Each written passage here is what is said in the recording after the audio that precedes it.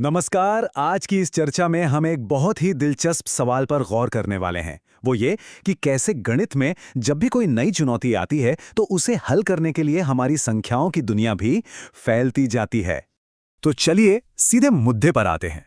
एक सवाल है, जो नंबर्स हम रोज इस्तेमाल करते हैं, क्या वो वाकई हर सिचुएशन को समझाने के लिए काफी हैं? मतलब क्या हमें कभी और नंबर्स की जरूरत पड़ सकती है?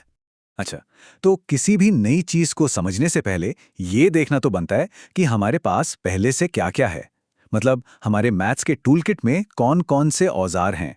तो देखिए, हमारे पास है पूर्णांक यानी इंटीजर्स, फिर आते हैं भिन्न मतलब फ्रैक्शंस, और हाँ, दशमलव या डेसिमल्स भी।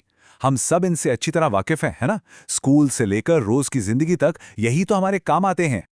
लेकिन सोचिए, अगर कोई ऐसी सिचुएशन आ जाए, कोई ऐसी पहेली जिसे हम इन जाने पहचाने नंबर्स से सुलझा ही ना पाएं, तब क्या होगा? और पता है, ये सिर्फ एक ख्याली बात नहीं है। असल में यही वो पॉइंट है जहां चीजें दिलचस्प हो जाती हैं। कभी-कभी असल जिंदगी में ऐसी परिस्थितियां आती हैं जहां सच में हमारे ये पुराने नंबर्स कम पड़ जाते हैं। इस बात को और अच्छे से समझने के लिए चलिए एक असली दुनिया का उदाहरण लेते हैं। तो बात हो रही है जम्मू की। वहां एक दिन तापमान जो था वो था 0 से भी 5.5 डिग्री नीचे। यहां सबसे जरूरी बात है 0 से नीचे।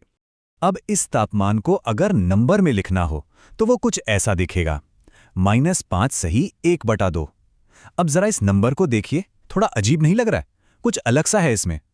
और यहीं पर वो बड़ा सवाल खड़ा होता है, आखिर ये किस तरह का नंबर है? इसे हम किस कैटेगरी में रखेंगे? क्या ये एक पूर्णांक है या फिर एक भिन्न? यही तो पेंच है। देखिए, इसमें माइनस का साइन है, मतलब ये नेगेटिव है, जो कि पूर्णांक होते हैं। लेकिन साथ ही इसमें आधा यानी 1/2 एक फ्रैक्शन वाला हिस्सा भी है। तो ये ना तो पूरी तरह से इंटीजर है और न ही वैसा फ्रैक्शन जैसा हम आमतौर पर देखते हैं। ये तो दोनों के बीच में कहीं फंस गया है। तो जब पुराना टूलकिट काम ना आए तो क्या किया जाए? जाहिर है, एक नया टूल बनाया जाता है। और मैथ्स में इसका मतलब होता है नंबर्स की एक बिल्कुल नई कैटेगरी बनाना। और इसी जरूरत से जन्म हुआ परिमेय संख्याओं का, यानी रैशनल नंबर्स का। ये कमाल की कैटेगरी है। इसमें वो सारे नंबर्स आते हैं जिन्हें हम p/q की शक्ल में लिख सकते हैं। और ये जो -5.5 जैसी मुश्किल दिखने वाली संख्या थी ना, वो इस कैटेगरी में बड़ी आसानी से फिट हो जाती है। तो हमने क्या देखा? हमने देखा कि गणित हमारी ज़रूरतों के हिसाब से बढ़ता है, विकसित होता है। जब एक तरह के नंबर कम पड़ते हैं तो एक नई तरह के नंबर सामने आते हैं। लेकिन ये हमें एक और भी गहरे सवाल पर लाकर छोड़ देता है। क्या दुनिया में ऐसे भी नंबर्स हो सकते हैं जिन्हें हम फ्रैक्शन की शक्ल में लिख ही नहीं सकते?